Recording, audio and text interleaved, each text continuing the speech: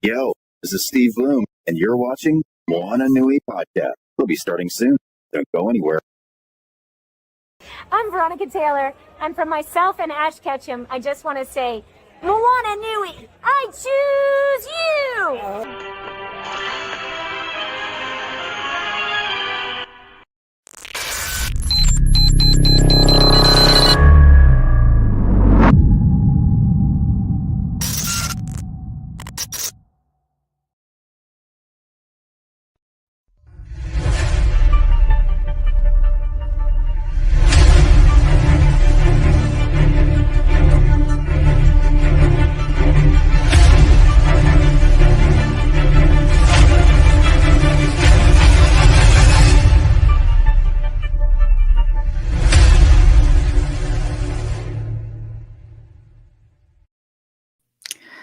Aloha, mai kako, everyone. Welcome to tonight's episode of the Moana Nui Podcast. I'm excited to be here tonight. We have two great shows coming up for each of you. As I mentioned, my name is Moana. I am the founder and host of the podcast. I'm usually joined by my partner in crime, Dana, but she had some pre-commitments tonight. So we will push forward and hopefully that she'll be able to join us for the second show. For those of you who don't know me, I am also a children's book author for the Adventures of Nakoa and Nohea children's book series, which is a story focused on Pacific Islander culture, and it follows a family that is battling to protect their homeland from an ancient shadow who escaped the depths of Milu. We currently have 2 books in the series out right now. We're working on the 3rd, and things are looking fantastical. Really excited about it. And I'm also the publisher for our comic book series, The Wildcard Chronicles. That also has 2 issues out, and we're working on the 3rd right now. It's pretty steamy in there too. So lots of creative energy going on here at the Burning Spear. What's up, Kyron? Welcome. Thank you for joining us. But yeah, so we got lots cooking here at the Burning Spear. But tonight I want to talk about a different spear of the African nature. My guest tonight is Greg Anderson Elysée, and I'm really excited to talk with him because, as I like to flatter him, he is Black History, and he is just coming off a wonderful, successful Black History Month with 2 amazing projects that are going gangbusters right now. So before I bring him on, though, let me tell you guys a little bit about him in case you don't know him yet. And I'm glad to be the one to introduce you if that's the case. So Greg Anderson Elysée is a Brooklyn-born Haitian-American writer, educator, filmmaker, personal trainer, and model. He taught various forms of filmmaking, including narrative and documentary from elementary level to the elderly since 2012. Greg's original comic series, Is Nana the Were Spider, is a 7-time Glyph Award winner.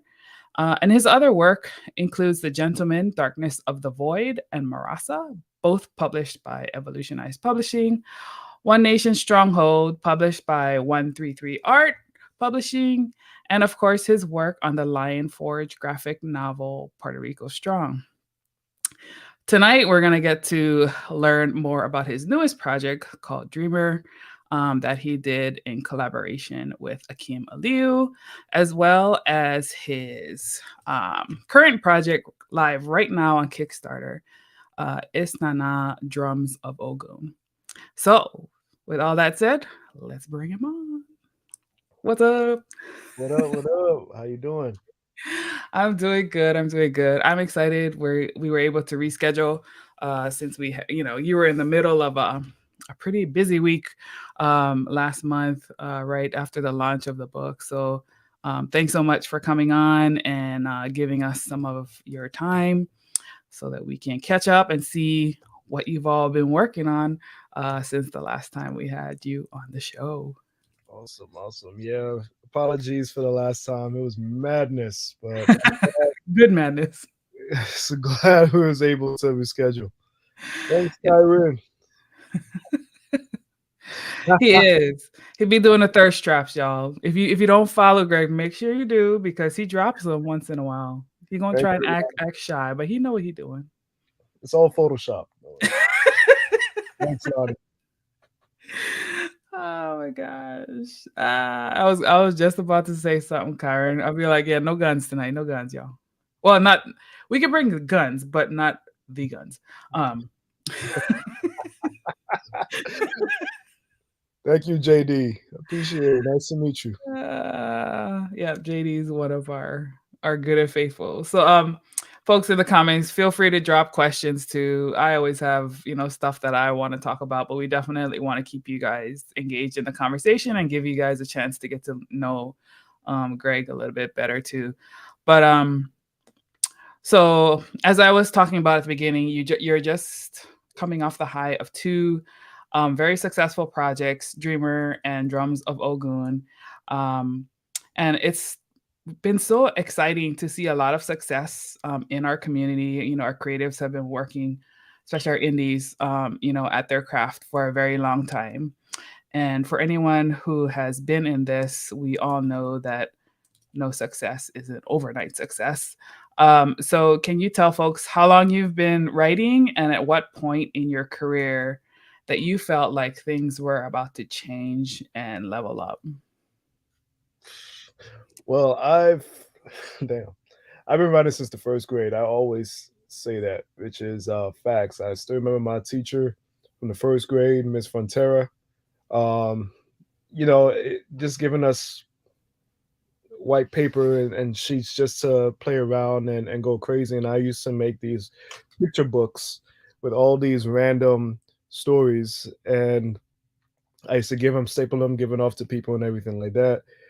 And I've been writing since then. I always knew that's what I wanted to do, was just be a writer. And I'd say by the time I reached middle school, I was doing a lot of fanfics, some Batman stuff, some Mortal Kombat stories. I was doing my own type of stuff like that. But it was I got to high school, I started to discover particular writers like Dwayne McDuffie and David Hine and Peter David. And I got this book that Peter David wrote about creating comics. And it was when I finished reading that, I was like, this is it. This is what I want my life to be. And that's what I've been doing ever since.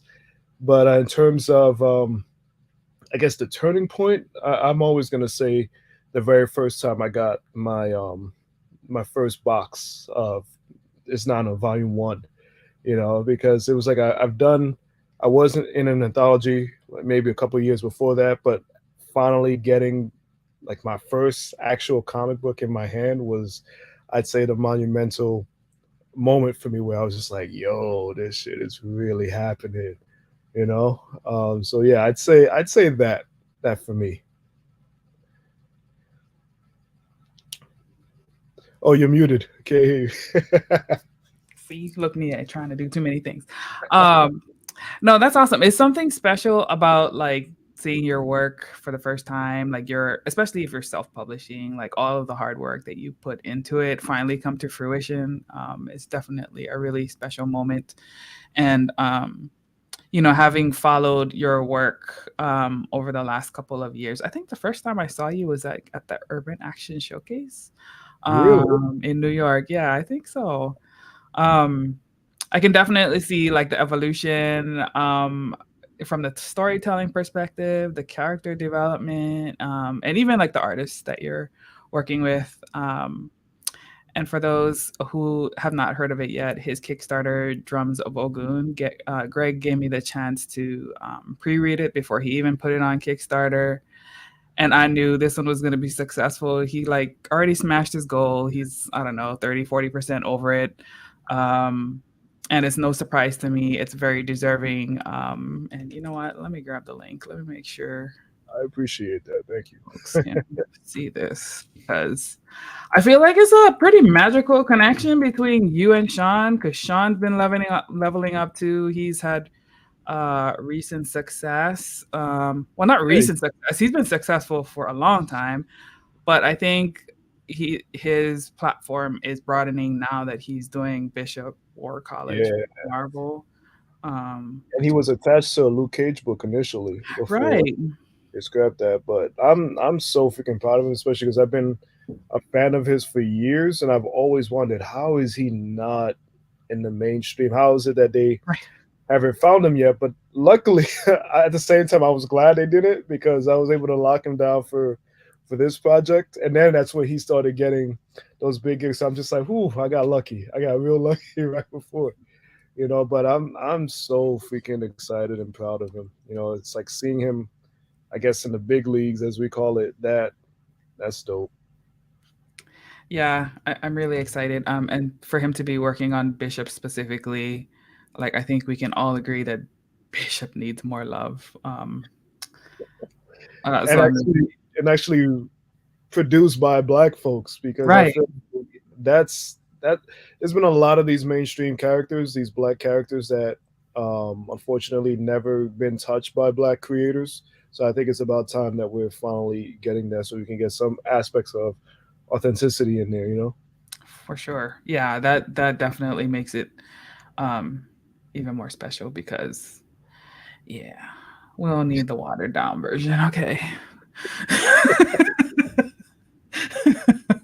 Our people are special. You're gonna stop watering us down. Let's see. So let's talk about well, we're already on Drums of Ogoun. So in the It's Not Now series at large, you delve deep into African and Haitian culture.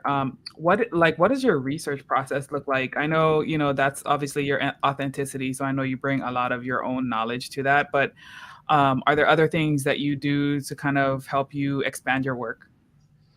Well, I'm always, honestly, if I can find any book on any aspects of Black mythology, traditions, culture, folklore, whatever it is, I'm always down to, even when I'm broke and I find a bookstore that has it, I'm like, I'm sorry, I have to do it, and I'm learning myself. I'm always looking for different things, different characters, different stories, whether it is African-American or African.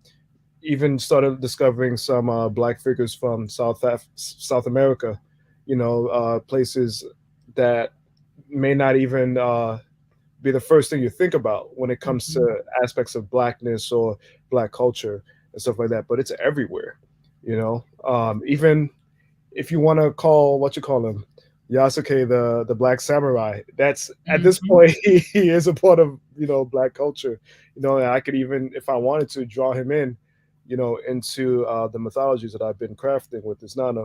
But a lot of it, as I said, it's just doing a lot of reading. I'm always going online.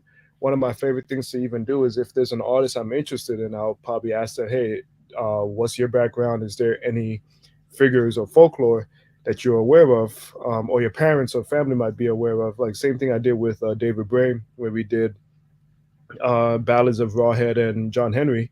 I had asked him, because we were trying to work with each other for forever. I asked him, hey, do you know any particular figures? And given that he's connected to the Gullah Geechee culture, he brought up Rawhead and Bloody Bones, and that was a figure I never even knew about. And I did my research, and I was like, bro, we definitely got to do this story.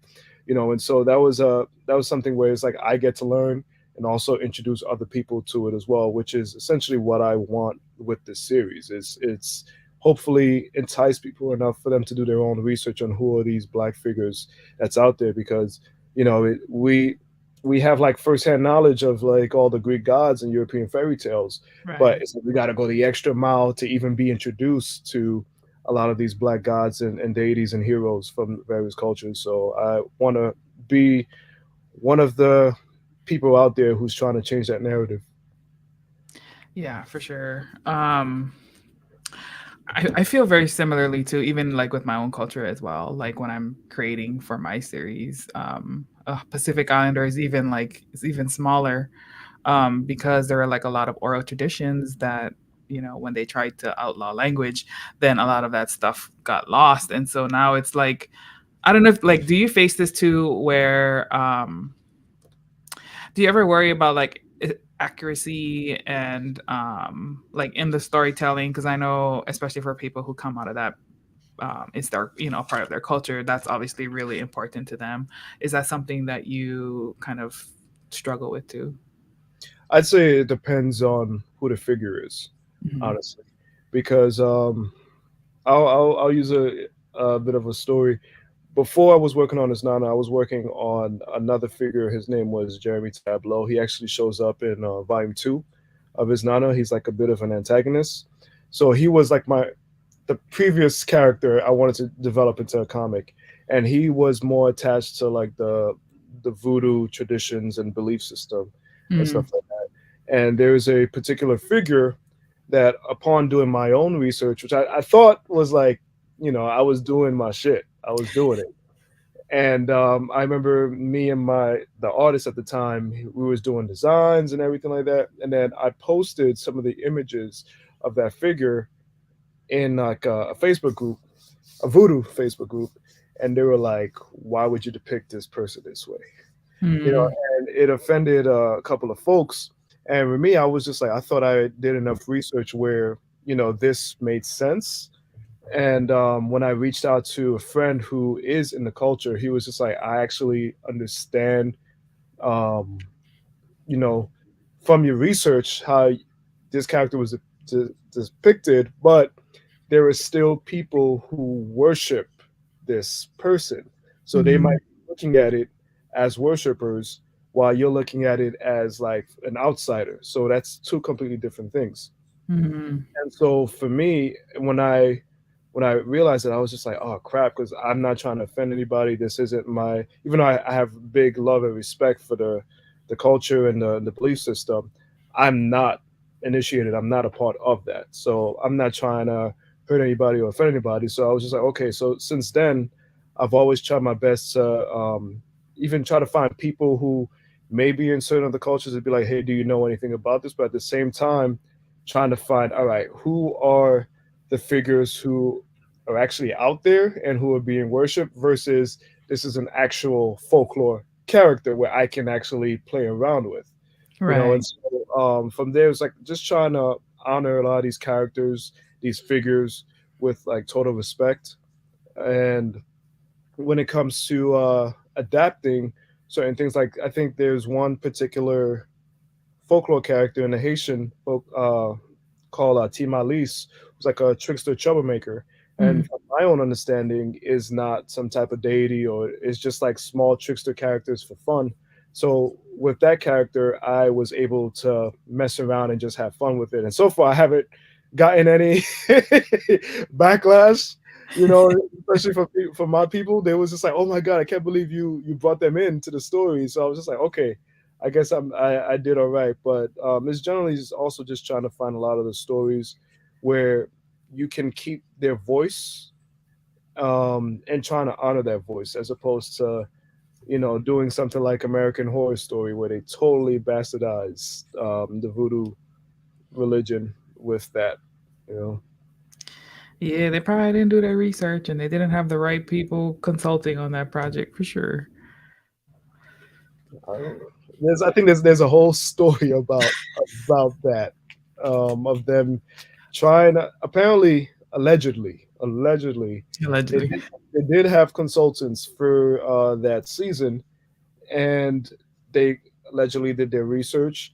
But then after, I guess, when time passed and the series actually showed up, the consultants were like, "We never told you this. Why are you, So Mhm. like they went back on behind their back to do whatever they wanted to do, and it's just like, yo, you're effing up people's belief systems right there, which Right. is already marginalized. They were already demonized and bastardized to look a particular way, and it's just like you're just making shit worse.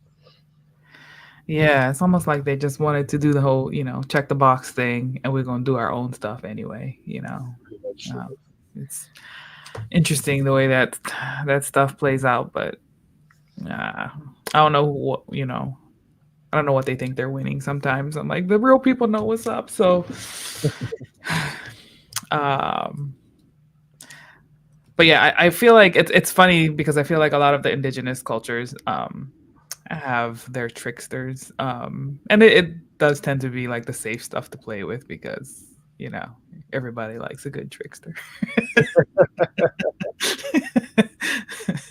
You never know what you're gonna get. You might either get the good guy, you might get the bad guy, the one that toys in between. So it's like if you do enough research to know how they talk and how they operate, there's like sort of free range of what you can do. Free reign, I mean. Yeah, for sure. All right, so let's talk a little bit about Dreamer with a different kind of trickster that was not a good one. Stephen Downey. Uh, Uh, so for those who don't even know about your book Dreamer, this book is published by Scholastic, which is amazing. As a kid, I lived for the book fairs that Scholastic would host at my school. Like I saved all my pennies, y'all. Like that was the jam. I don't care. They're getting all my money. It's still probably true today. I am a bookworm too. So like you, I don't care if I'm broke. If it's a book about Hawaiian culture and I know it's hard to find, I'm buying it. I don't care. exactly. My stacks just keep growing and I can't keep up with all the stuff that I buy, but it's okay because if books are one of those things that like, if one day they decide to turn off the internet, I still got my books and you can't keep that knowledge from me. But with that said, how did the Scholastic project come to be? I know with a lot of the bigger publishing houses, it's obviously like a lot of them don't even take open submissions. So how did that land? Well, land in your lap. It didn't just land in your lap, but how did that come to be? Crap. It was actually a lot that just seemed to center into me getting picked up by them. So I think first and foremost, editor Mike Patronek, who he read some of my he read my short that was in Puerto Rico Strong, and I think that stood out to him surprisingly, because I'm saying surprisingly because it's funny when people talk about that book, mine never gets mentioned, my short. So like I was just like, oh, okay, well, I thought it was cool, so that's what mattered. So then when I heard like he read that short and he was like, oh, I think he would be perfect for this project, I was just like, what, that one, cool. And I think on top of that, there were I think they were interviewing like 9 other writers. Him and Akeem is the hockey player who this book Mhm. is based off of. They were looking for particular writers, and I was like I think one of 10. And while they were still asking around, I think there were a couple of writers who actually recommended me and said, "Oh, I think Greg would actually be perfect for this based off of what he's done and everything like that." And it just so happened that I was already in the running, so I guess just having those people recommending me as well, and I think that sort of helped them decide, all right, let's give him a shot. And so Akeem, he apparently interviewed every single writer that they were considering, Oh. and I guess I beat them. I beat them 9 or whoever others was part of it, and so that was cool. And just getting to know him, I had to interview him a couple of times. I interviewed his parents, his best friend, his brother, just to help get this story of what was going on in his life. And it was quite an experience. I really enjoyed it. Yeah, that I mean that is like such a special thing because in a way it's I guess they would call it like almost like a biography in a way, and like telling a portion of someone's life. I feel like is really special because it's personal, it's intimate, and for them to be open to like allow someone else tell their story, because I feel like not everybody can tell your story, right? And it has to be treated like with respect. And so um I think he obviously made a good decision. That I really enjoyed the graphic novel. I learned a lot. You know, hockey is not a sport in which you see a lot of black faces. Um, and so it was like very interesting to me to see it from like a personal approach to it, and seeing like a lot of the hazing and stuff that happens, the racism, obviously. And for those who don't know, Akeem is Nigerian and Ukrainian, so he's obviously mixed ethnicity.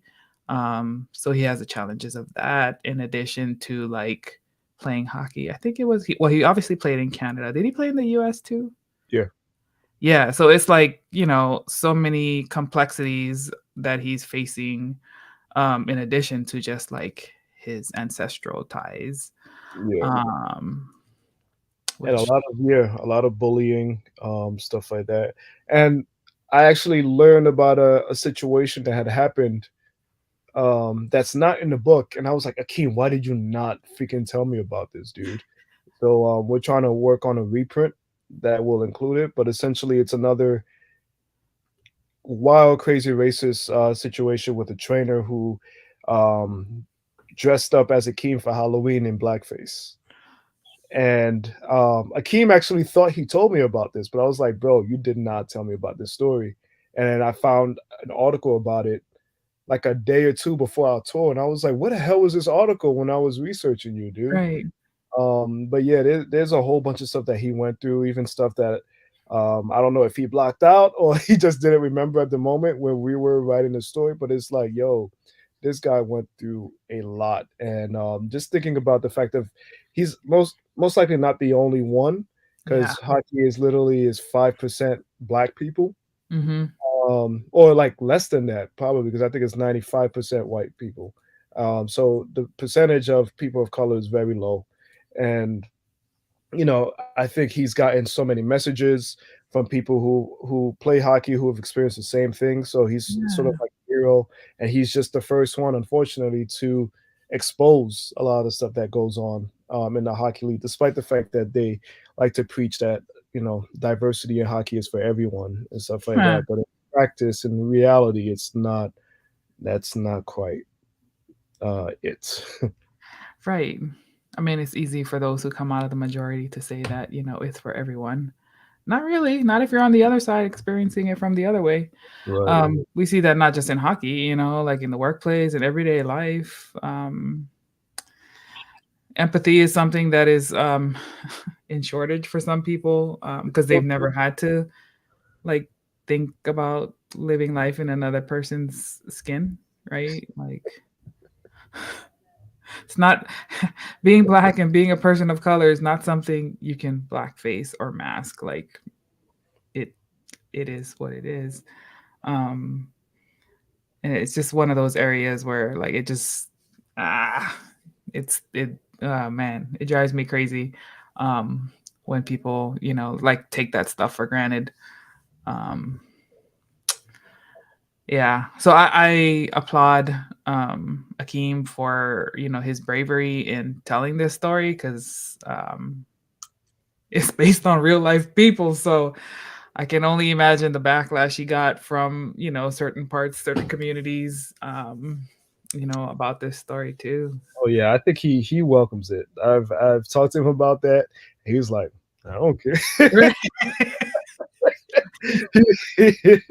He's such an interesting individual, man. But yeah, like I remember, I think because something it was some other exposure thing going on, and I was like, man, people gonna be mad. He was like, oh well, Right. Uh, that's awesome. yeah, I respect him so much, man. Yeah, for sure. So so when you first found out that you were chosen for the project, who's the first person that you told?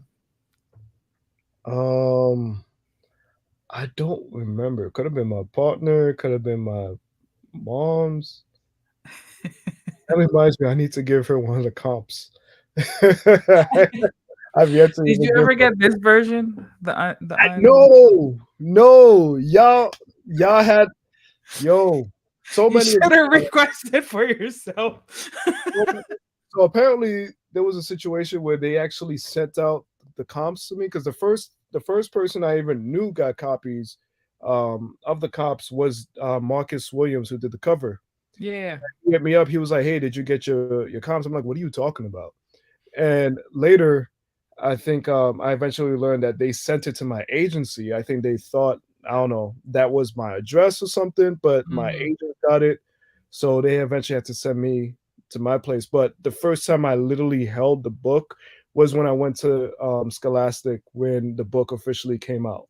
Got you. And I was just like, yo, I'm mad that all of y'all got to see this damn physical copy before I did. That didn't make any sense. And even Akeem was like, dude, you haven't.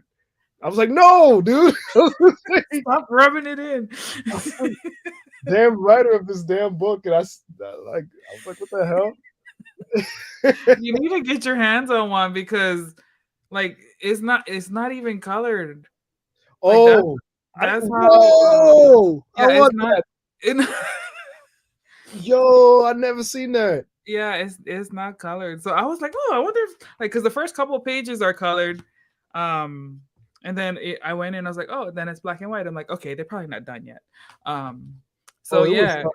It was done. I think they're very specific with that review copy. Now I'm gonna ask them for that review copy. I had no idea it was black and white. That shit is fire to me. yeah, no, yeah, it's cool. And then I got the colored one, and I was like, oh, I actually kind of like the black and white because it's I don't know, it has like a special I don't know, it's a special emphasis because you don't see the color, right? So yeah, it's a nice contrast there for sure. Let's see. So what was it like on this book tour? So are you guys done yet? Are you still going? What's going on with it? Oh no, it's done. It was a couple of days. It was so much fun. It was so much freaking fun. And you saw the videos. Unfortunately, I had to take the videos down because of we have kids The all up school, in yeah. there and all the other stuff like that. But it was just a blast. We started off. Well, Akeem started off in New York. He was doing his press and everything like that. We were supposed to go to a particular school. We didn't get the opportunity to. We were supposed to have a signing at Forbidden Planet, but that didn't happen. But he started his tour in New York. I met up with him at Scholastic. It was the first time we met up face to face, so that was really cool to finally meet each other and spend time and hang out and stuff like that. And then we went to Atlanta. We went to 3 schools in Atlanta, went to Chicago, and then we were supposed to go to LA, but I guess the plans fell. So I ended up just going to San Diego for Black Comics Day. But Yeah, yeah. just being on stage with him, we were telling our stories and just hyping these kids up, and they were just absolutely great. A lot of them, so many intelligent questions that they were asking, and we got pretty deep and personal, vulnerable with them, and everything like that. And the teachers were wonderful. It was amazing. I'm just like, yo, is this like a Scholastic thing? Because I want to do this all the time, bro. Yeah, it's something magical about like engaging with the kids, and hearing their questions and where they're kind of coming from. I did a couple school visits when I went home, and just something about that, like it just makes all the struggle of the creative process and your own like internal writer's block and all that stuff to see their reactions and like the types of things that like the inspiration too, like, oh, I can write my book too, like this is what I want to write about. I'm like, yes, do it. Yeah. Let's see. So I guess what was like your favorite moment of the book tour? Like, do you have any highlights? I don't know. I don't know because they all just. I feel like there was always a moment that was happening almost depending on what school it was, and so on. I'd say one standout for me was one of the first schools we went to. I think this little girl had asked about Akeem about dealing with depression and suicidal thoughts because of all the stuff that he went through. And I don't think that's just a thing that Akeem went through in particular, like depression or whatever. But I use that opportunity to speak up as somebody who actually has experience with depression and suicidal thoughts. And I think that aspect of being vulnerable really helped her and everyone else, because I kept getting approached afterwards asking, like not asking, but like people saying, "Hey, thank you for being brave enough to share that."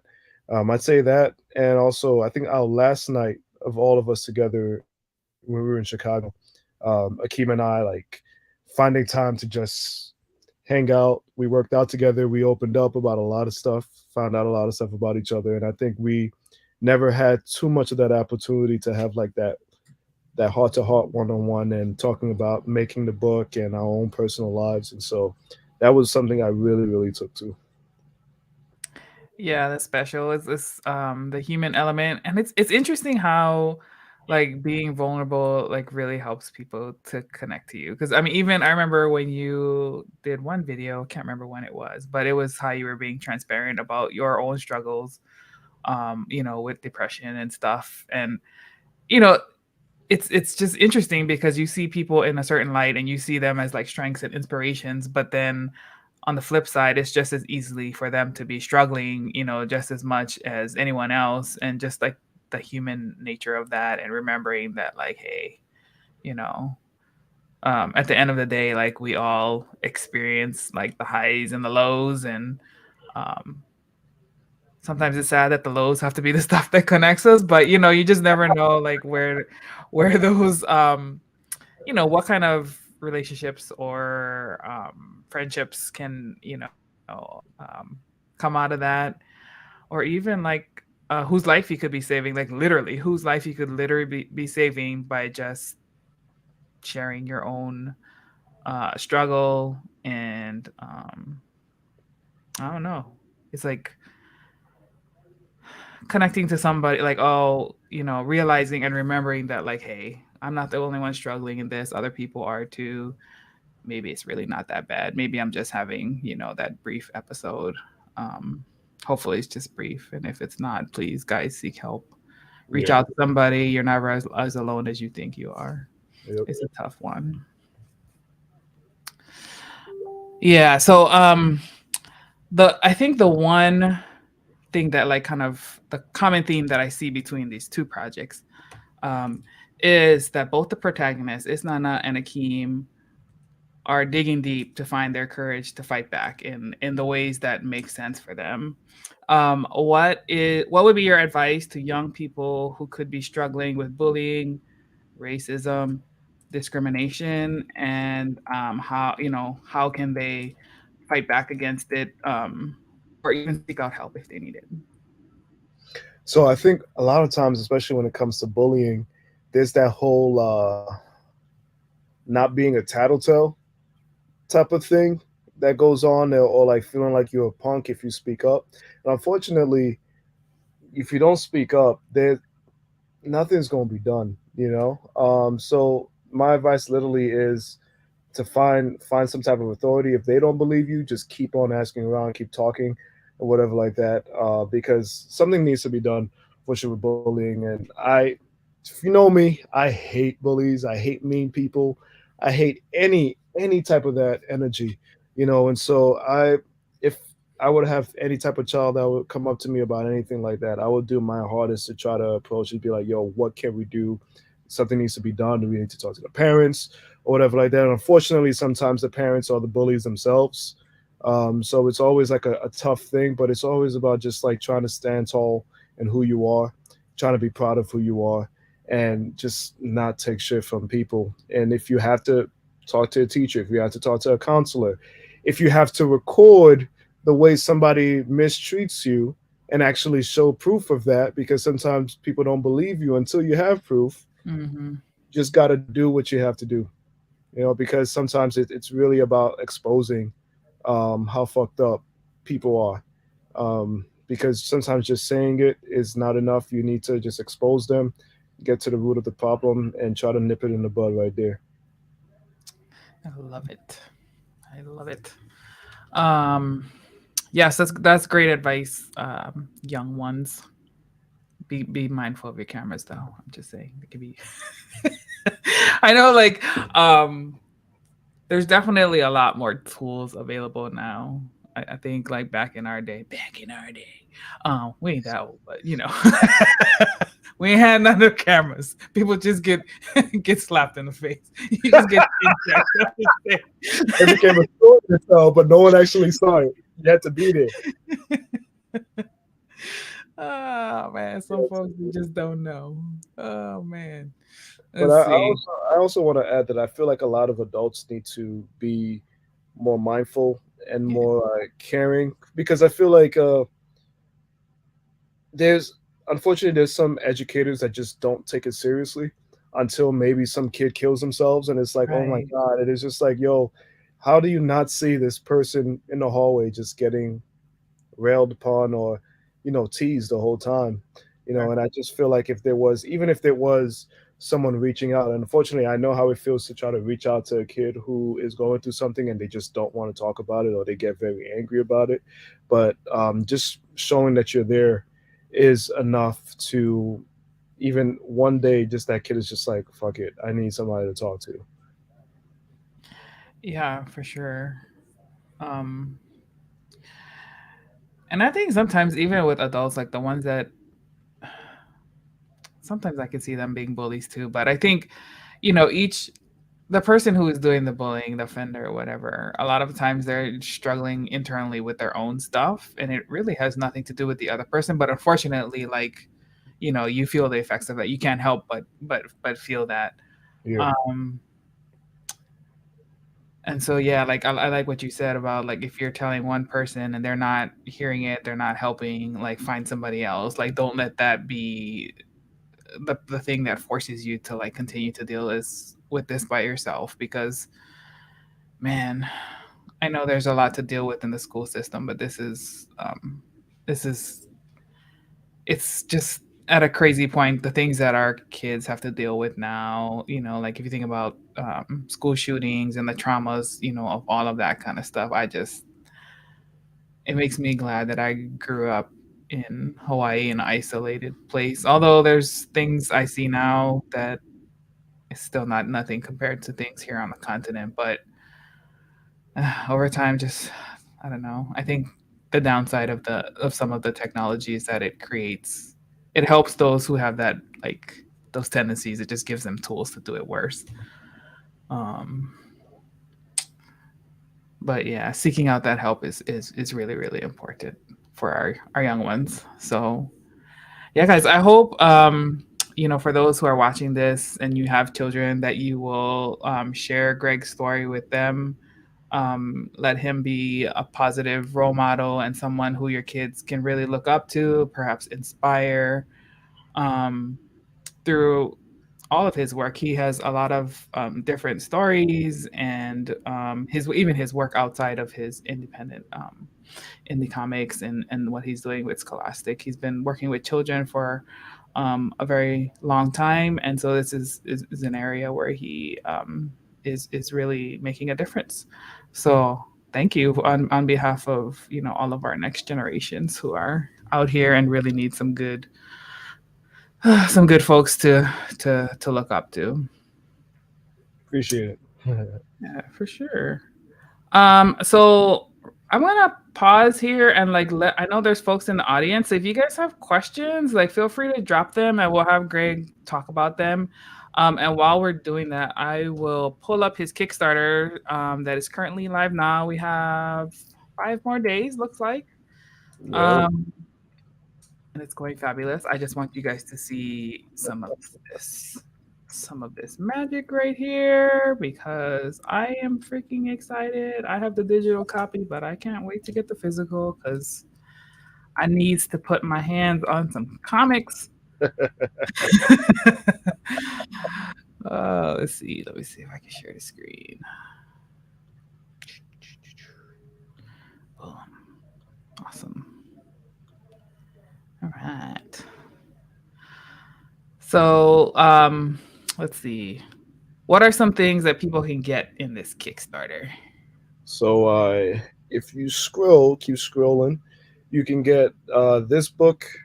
You can get either of the previous Isnana books that you're probably missing out, or you just want to jump on. So that's volume 1, 2, Ballads, Rawhead, Showtime, Birthday Day. So you can get all of that or any of it. You can get it in a digital level if you prefer reading in digital and saving some space at the crib. You could also get a whole bunch of different prints. I think there's 5 different prints that we have from 5 different artists, including Sean Hill, who is the artist of Drums of Ogoun. You can get a drawstring bag. We got 2 different T-shirts, trading cards, which seems to be a big favorite for a lot of people, because in the back of the trading cards of the various figures, you actually get some of the actual backstories and which culture they come from and stuff. So you get to learn a little something as well. Hey, Sean. Sean! And also, Drums of Ogoun has the very first story that my sister has drawn. My Oh, sister yeah. is an amazing artist, and this is her very first comic book that she got to do. And I'm very excited. And especially a lot of people have been asking me for years for us to do something together. So it was cool for us to do this. And her name is actually her actual name, not Blossom, Blossom, but her actual name is actually sort of derived from the goddess of love that we showcased in her story. So I thought that was like a cool little Ah, in there. that's cool. Oh yeah, various covers. We have various covers. So you get to choose your favorite, or you can decide if you want more than one or every single cover as well. That's what's up. Yeah, and there's also add-ons. So if you want, there's a tier that you like, but it's missing something, like me. I wanted to get some shirts and some swag because I have most, if not all, of his books already. I think the only one I don't have is Oh yeah, Rawhead. This one. Rawhead. Yes, this one. I thought I did it though, but I think when you had that campaign, I might have just done the digital because it was it was a struggle at that point. Gotcha.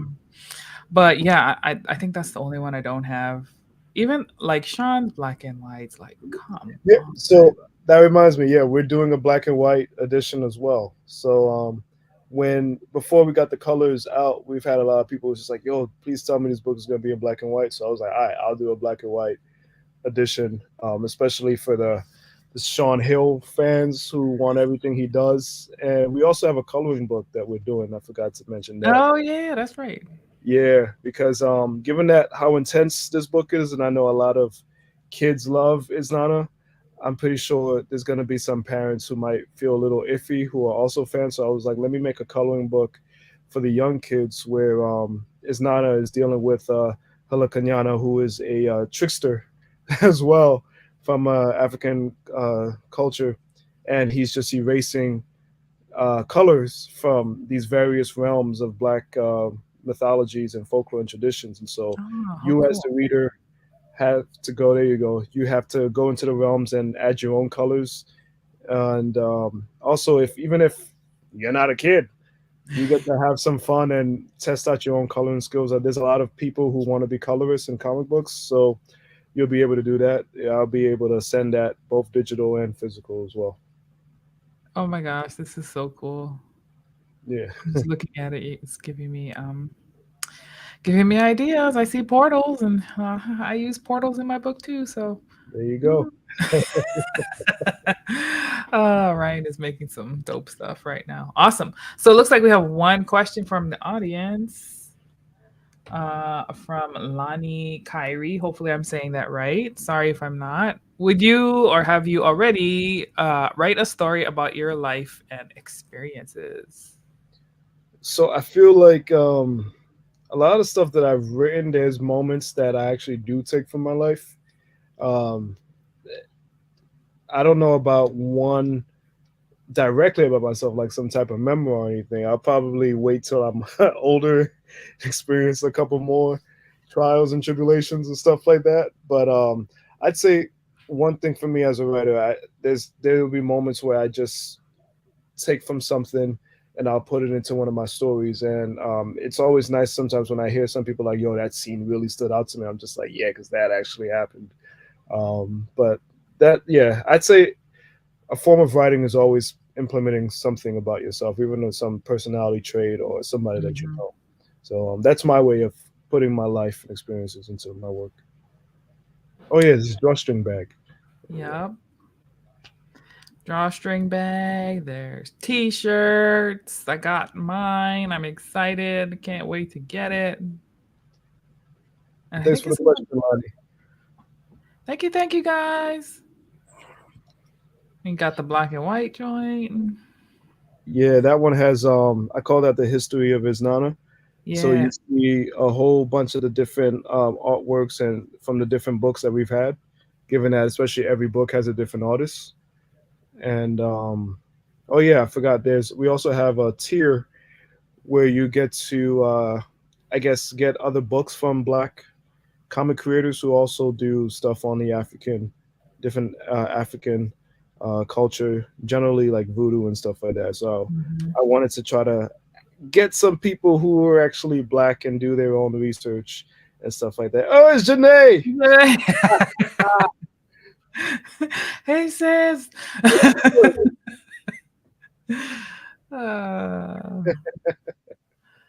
I'm mad she asked me that question as if she probably don't ask me that in real life. Sometimes you just don't know. You get inspired by like different, things. Like, oh, I've never asked him this, Even the people that we know like so well. I'm sure it's questions that people ain't never asked me. But it's all good. I love it. That's why I love doing the podcast. You get to hear, different aspects of people's stories. So yeah, y'all, please get on this bandwagon. This is a for sure project. It is going down. Greg delivers on his project. Let me just show you. Wait, let's stop this. So of course we have Dreamer, the special edition here. You can have this one, but you can have the regular one. Is Nana volume 1. I think this is 1. Yeah, 1 and 2. I can't find my other ones right now because I don't know. I got too much Kickstarter up in here. I got indie comics galore all over the place. I just got some new stuff from Victor Dandridge today. I think it's The Kindergarten, so I'm excited to check that out. I love Victor. Hey, Dana. What's good, Dana? Yay! She said same one. I said yes, please check out this project. I promise you will not regret this project. Like,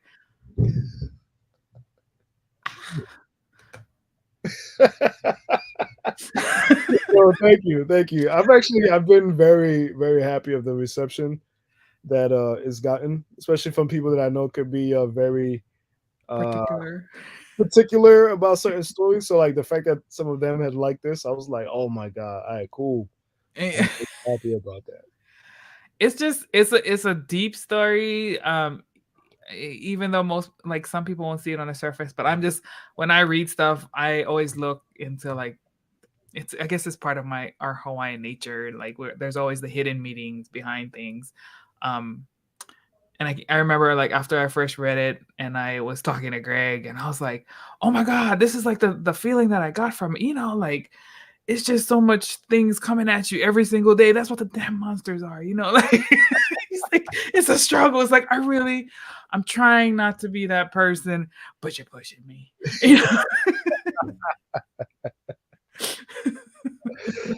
I'm so glad you got that from it. So that makes me feel really happy. Thank you. Alrighty. Well, we're almost at the time. So let's see. Let me just say on behalf of me and Dana, thank you so much for coming on. It's always a fun time getting to chat with you and catch up. I don't know are you doing AwesomeCon? Wait, AwesomeCon. AwesomeCon is where again? It's DC. Is in June. Are you doing that one? Oh, I'm not signed on for it at the moment. I gotta look into that. Actually. Okay. I was just trying to see. I'm like, when am I gonna see you again? Maybe I blurred. hopefully blurred. Are we Yeah, good? I should. I have my room at BlurCon, so I haven't heard anything about a table yet. I don't know what's Yeah, I going haven't either. I haven't either. on. So I'm hopefully, I get a table this year. Cool. I should be there though. Dope. Yes, Janae. When we first saw the images in Patreon, I heard the drums playing immediately. Yes, me too. Like drums to me it's like the thing that unites the indigenous people. Like all of those cultures have drums at the center. It's like the heartbeat, just like the heartbeat of the people too. At least for us, like that's what it is, and it's like the bat signal to me for for indigenous people. Where the drums coming from? Where they at? My people are calling me.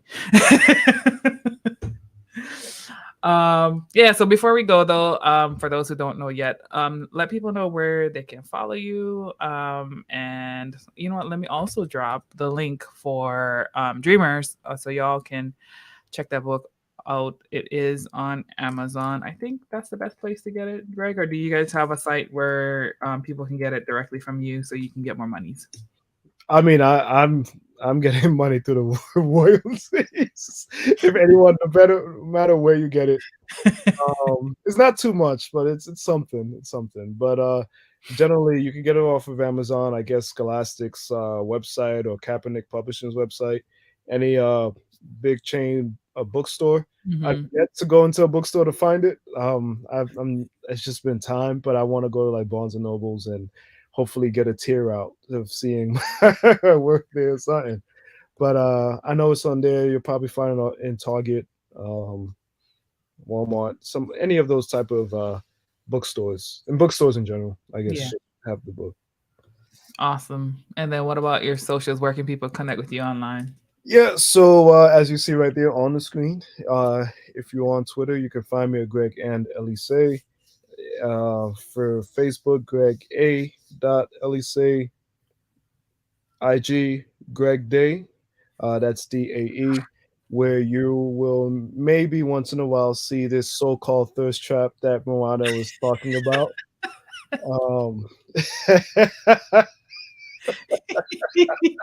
He's being shy, y'all. Janae, come on, chime in, girl. Give no, Janae. Stay where you at.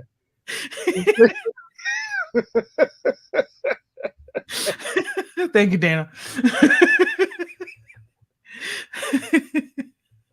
It's the brother sisterly love. You gotta rag on him, you know. You gotta give him a hard time. Those are the socials that you will find me in. Awesome. All righty. Well, once again, Greg, thank you so much for coming. Congratulations again on your success with Dreamer and the continued success you're going to have in the last 5 days. We all know that it's a nice bump at the end. So guys, let's get that bump to be even bigger. He's at where are we at right now? We're at 16. I want to see this at 20. I can see this at 20. Let's do it. We'll see. You know, I've actually yet to crack 20. See, guys, let's help him achieve these goals. We are here to help people achieve goals. So please, if you can back it, please share it, comment on his post, because that helps with the stupid algorithms to get seen, so other people can discover the project. Trust me, the art is freaking mind blowing. The story is fantastic. Again, you are not gonna regret this book. And you can get his other books too, in case you're new to this wonderful universe. So go out and support. Thank you all so much for supporting Black independent creators and for continuing to be a part of the Moana Nui podcast community. If you have enjoyed tonight's show, please like, share, subscribe to our channel on YouTube and Twitch, Moana Nui Podcast. And feel free to share it with other people too. Like and follow the Agents of Geekdom. And I don't know if everybody knows this, but on Amazon, you have like a complimentary subscription. Like if you have an Amazon subscription, you can get like one free subscribe on Twitch or something. So feel free to like follow, subscribe to Agents of Geekdom, and you'll help us in that way too, to reach more people on that platform. But with that said, Thanks again, Greg. I hope everybody has a wonderful end of your week and a wonderful weekend. Please feel free to come back in 30 minutes where we have our next show with Alexandra Tercios, and we get to talk about her experiences as a Latin American writer and the stories that she's telling from her perspective. So take care, everybody, and we will see you soon. Bye-bye.